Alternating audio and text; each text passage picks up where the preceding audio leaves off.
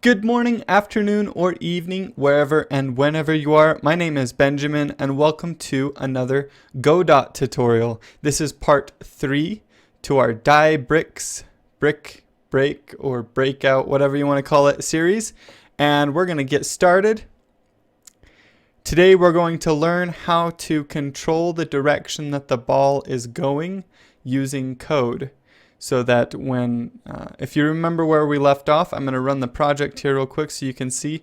When the ball hits the paddle, there's no way to control where it goes. So it doesn't really give the game's not very fun because all we can do is just make sure that we keep the ball up and then pray that it goes and hits the bricks. And if we don't keep the ball up, then nothing really happens right now. So anyways, let's get started with that. If you click on your paddle node right here and click on the script icon, it will open up the script for our paddle node. Now what we need to do inside of here is we need to detect, actually we're going to do this inside of the ball. So open up the ball node, and I'm going to open it up here in my example project. And we don't have a lot going on inside of here, but we're going to change this so that we can detect a collision with the paddle. Man, that was a loud truck, holy cow. Okay, so we're going to add in our fixed process right here where we're detecting collisions with the bodies. What we need to do is detect if we collide with the paddle because we're already doing it with the bricks. So press enter, but make sure you're lined up with the first if statement right here, and we're going to do if body.get name equals paddle. Now with the bricks we used a group, but since there's only one paddle, we'll just get its name. And this name right here should match up with the name of the node right here. So there we go. Now we're going to say var. Okay, so there's a few things we need to do here. First, we need to create some constants. Now a constant is just a variable that doesn't change. So it's not a variable, it's a constant, but it just contains a value and never changes. So we're going to create two constants. We're going to create one const speed up equals 4 and const max speed equals 300.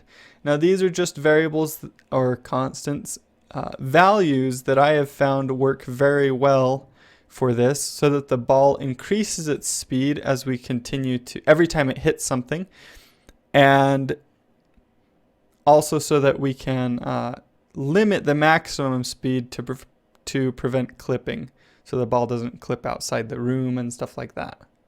So we're going to say, first thing we need to do when we collide with the paddle is we need to get our current speed. So var speed equals get linear velocity dot length.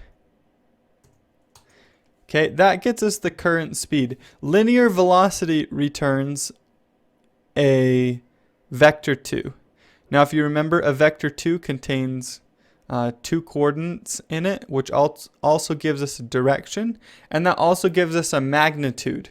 So if the vector 2 was, I think 3, 4, 5 is a triangle. So if we have an x coordinate of 3 and then a y coordinate of 4, then our length, which is going to be kind of the distance from the origin to the point, is going to be 5. And so we're getting the length right here, and this is just a single number. It's not a vector anymore. So this gets a vector, but then we call dot length to get us the number, which is the total speed, the distance basically from the origin of this vector to the vector. So anyways, this gets the speed. Now what we're going to do is get the direction. So var direction equals, and this is the direction from our paddle node to the ball. But what we're going to need to do here, and we're going to leave this the way it is, we're going to add an anchor to the paddle. So come here, click on the paddle node.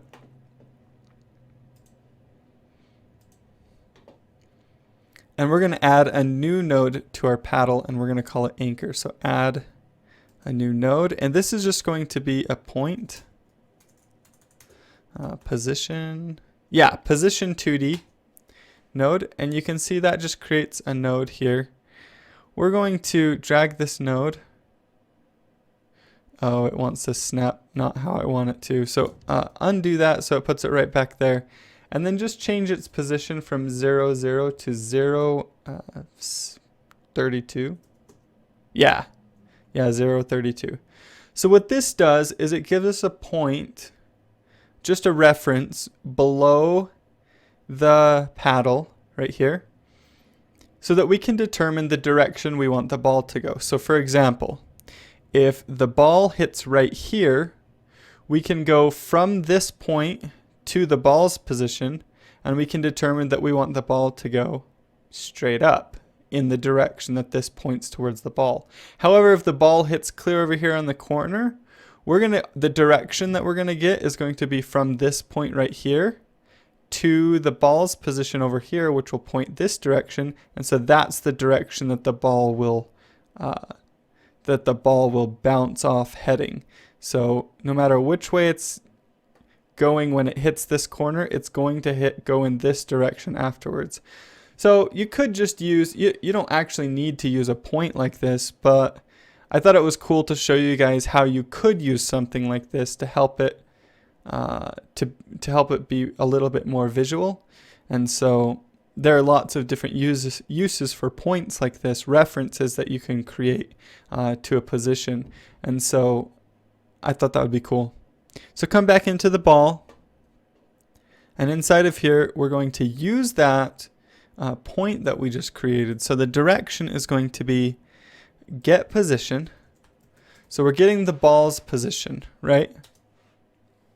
And then we're going to do minus body, and which body right here in this context refers to the paddle, right? So that's the paddle. Body dot get node. Now we're going to get the anchor, except I didn't rename it. So come into the paddle. It's just called position 2D right now. I'm going to name it anchor. Okay, so we renamed this node anchor. So come back into the ball. So body dot get node anchor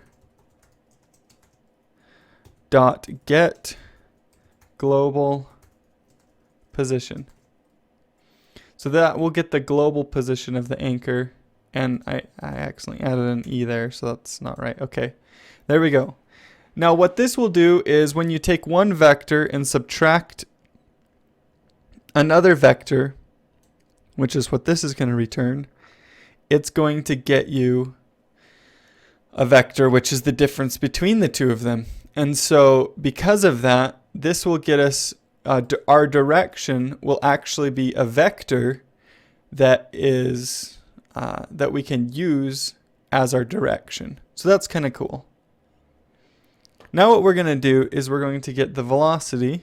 So we're going to say var velocity equals, so we're actually not getting it, we're creating the velocity.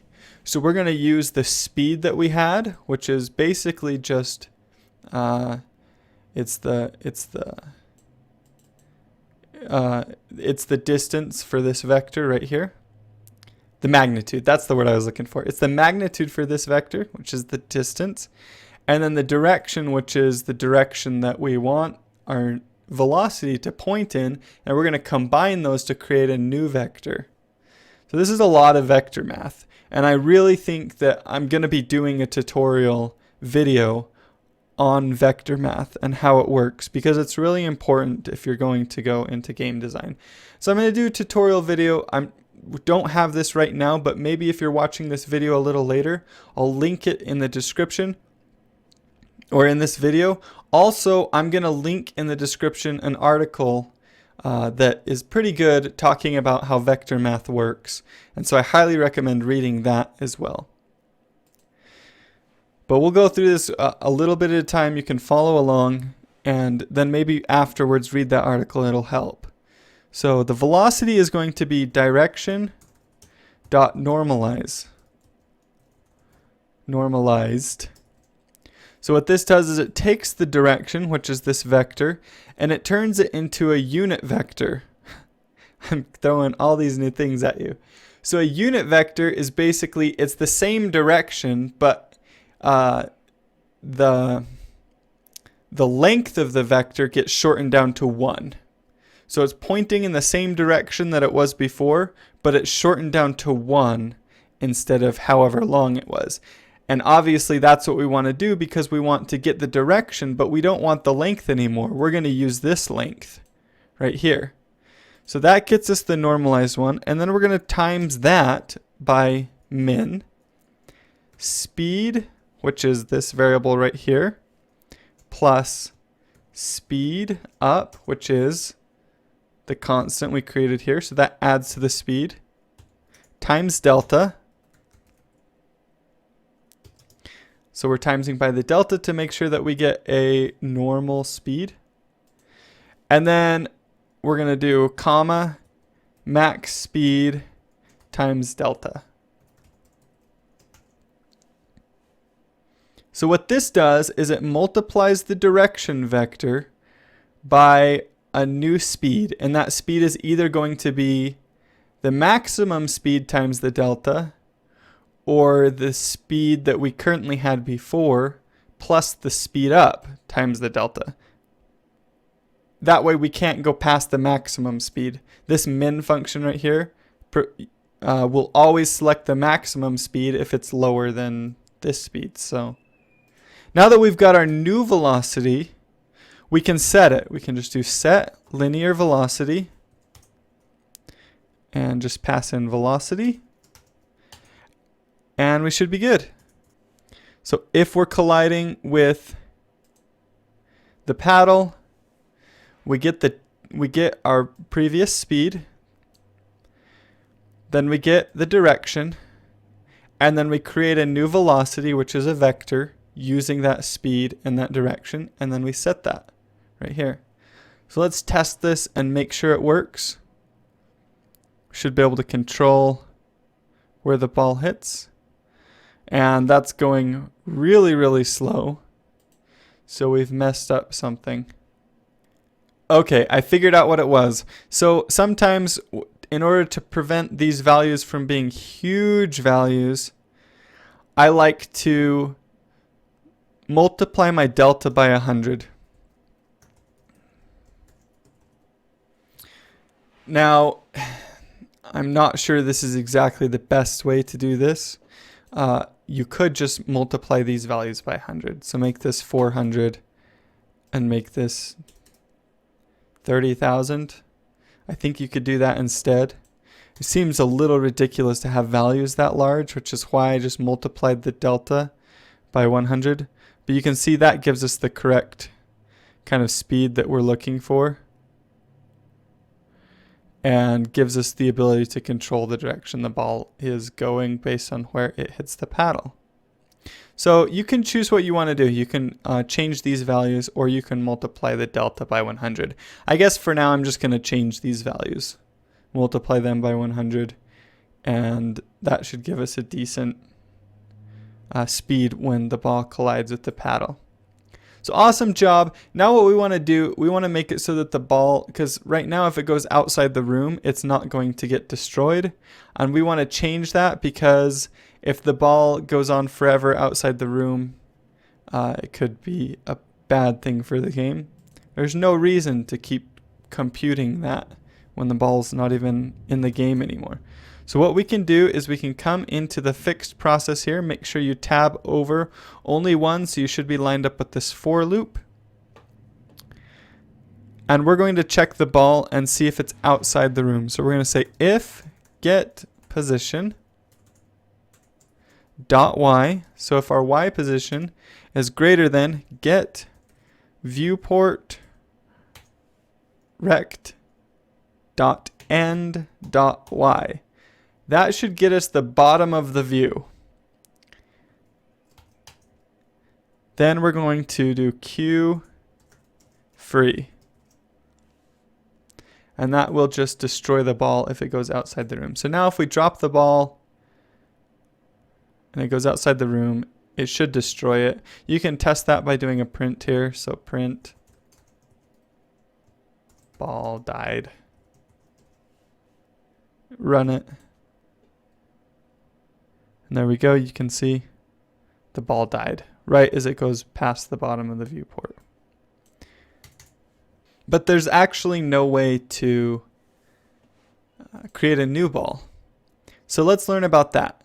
So inside of Godot, there's a really neat thing. So you can use a scene like we've been doing as a level. But you can also use a scene to, a scene can be basically any size, any collection of nodes. It doesn't matter how big or small it is. And you actually want to group your game into scenes. And this is one of the greatest things about Godot is the scene system. It works, I think it's just an amazing way to set up game logic and to set up the structure of a game. So we have this scene set up that's our level, but we can create a new scene that will be the ball. So let me show you how we can do that. So save what we have so far. I'm just going to do Control S and click on the ball. And down here at the bottom, there's this little kind of movie clip thing. This right here, when we click this, it will create a scene of this node. And I'm going to show you what that means. Okay. So we're going to create a scene. And then we're going to save this. I'm going to create a new folder right here and just call it MiniScene. How you name this is up to you. I just have scenes for levels, and then scenes for levels, game levels, and then mini scenes for kind of game objects that would be found inside of that level. So another thing is some of the information that you guys have given me in the comments and from other people. I've learned that .xml actually isn't the best extension to use, that TSCN is the best extension to use. So I'm just going to use .xml to stay consistent in this project, but I would say that in your future projects, you should be using TSCN. And the reason, you can correct me if I'm wrong, but to my understanding, the reason is that TSCN is also a human readable format, just like XML. But when you compile your project, TSCN has the option to basically create a non-human readable compressed version of the scene, which makes it smaller.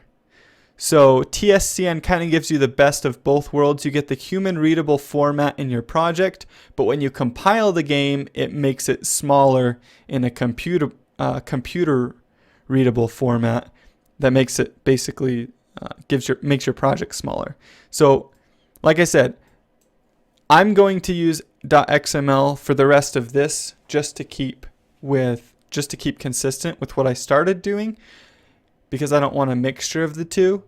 But in your future projects, TSCN might be the option that you want to choose. So we're going to name this ball.xml and save it. Now that we've done that, you can see we can come down here in our file system and we can go into MiniScenes and we can open up ball.xml, and it actually adds another tab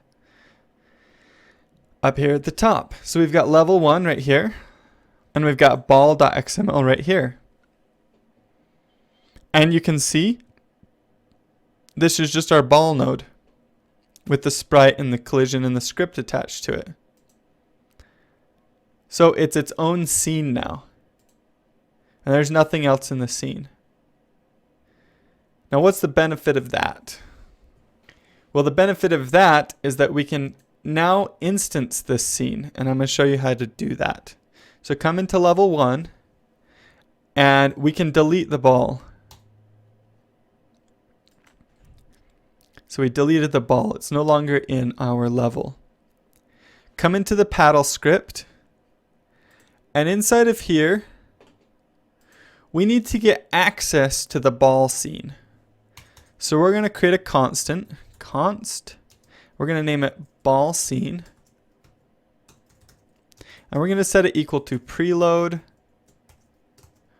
res, which we're just going to take this path right here to get to the ball scene. So we're going to go res : / MiniScenes space scenes / ball.xml. And you can see that we shouldn't get any error message. That means we have the correct path to access the ball scene. Now that we've done that, we need to make sure that we need to be able to process input, because we want to allow the player to left click in order to create a new ball to instance this scene. So we're going to, in fact, before we do that though, actually, let's comment this out. Pretend like you didn't do that. We'll comment that out. I want to show you how to instance the scene inside of another scene. So we have the ball here. We can come into level 1. It's possible to instance the ball scene that we have now inside of this level. And actually, it would be a good idea to do this for the bricks. So let's do that. We'll do it with the bricks. So come here, and we're going to delete all these other bricks here that we've got set up. Now the reason is because if you remember, when I wanted to change something on one of these bricks, I had to change it on every single one because these are all copies. That's kind of a mess, right? So let's delete all these, delete those nodes, and we'll take this brick right here and we'll make a scene out of it. So create a scene, and we're inside the MiniScenes folder. I'm just going to create this called brick1.xml. And save. Now that we've done that, we can delete this brick. Okay? We still have our bricks node right here. So we're going to instance that brick scene that we just created. So instead of clicking the new node icon right here, this right here is an instance icon, and it allows you to instance a scene. So we have the bricks selected. We click this icon, and it has us choose this scene that we want to do. Come into MiniScenes and do brick 1. And there we go. We just instanced this scene that we created. Although it's not showing it in my MiniScenes, did I? It actually put it in the wrong spot. You'd have to go into your file projects and move that. But anyways, you could do that. You could move it into MiniScenes. Anyways, we've got the brick here, and you can see it's got this little folder here, which you can choose to do editable children. And that just allows you to edit the children nodes on this scene, because this is a scene now. And generally, if you edit the scene, you'll actually want to open it up and edit the brick scene right here. So we're going to set the bricks new location. Click on the brick here.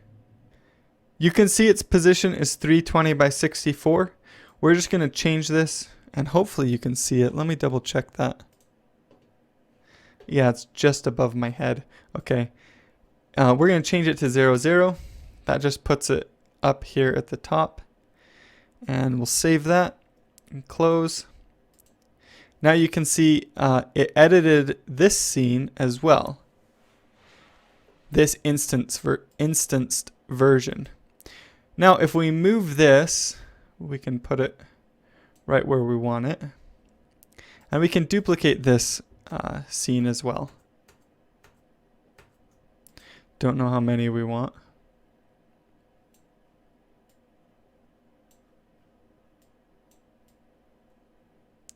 Just enough, I guess. Did I do 7? Yeah, I did 7. We'll do one more. So, okay, let's move this and we'll duplicate it. Gives us 7. Okay, so we've got a little design here. Now, if we want to change something in this brick right here, or if we want to, we can edit these children right here. But if we want to change something in all the bricks, we can come into the scene and change this, and it will edit all the bricks. So that's how you can instance inside of the room, just using this little button. Now I'm going to show you guys how to instance a node inside of code, which is what we're originally doing. So you can uncomment this, and we get access to the ball scene, which is in MiniScenes right there. Now we need to get access to the input of our game, of the mouse. So we're going to set input, let's see, set process input to true. So this allows us to process input, similar to the way that set fixed process allows us to run a fixed process every single step, every single physics step. So as you can probably guess, the function is called input. And this function gets passed an event, just like the fixed process gets passed a delta. So we're going to take that, and once we have the input and we have the event, we can check some things about this event. This event is kind of like a little dictionary, so it has properties inside of it. So there's a type, so we can say if event.type equals input put event.mouse button and event.is pressed. So what this does is it says if our event type is equal to the mouse button, because there's lots of different event types, and the mouse button is pressed, so we only get it when it's pressed, we're going to instance the ball. So we're going to say var ball equals ball scene dot instance. Okay? So what that does is it takes this scene right here and we instance it and we assign it to the ball variable. Once we've done that, we can say ball dot set position, and we want to set it equal to the position of the paddle, but maybe up a little bit.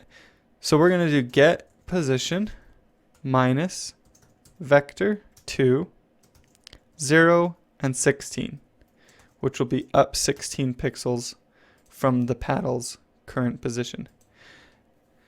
Now you might want to try and run the game right now, and you'll see that when we click, nothing actually happens. Why is that? Well, the problem is you can't just instance a scene and then expect it to show up in the room. You also have to add it to the scene tree, which is this structure over here of nodes, right? We need to add it to that in order for it to show up. So we need to do get tree dot get root, which just gets the root node of the tree, and then we need to do dot add child ball. Now this will add it to the root node of the tree, which is a base, which is technically position. Our root node is position 0, 0 in the world. So that's why even though the ball scene is here in the middle of the room, like this, that it still works. So it's a little weird to do it that way, but it works that way. I'll show you how you could do it the other way as well. So now when we save and we run the game, when we click, it should create a ball, and we should be able to create a whole bunch. Now you can see the bricks aren't being destroyed anymore. So let's figure out why. The reason the bricks aren't being destroyed anymore, my guess is that they're no longer in a group. Let's double check. Yeah.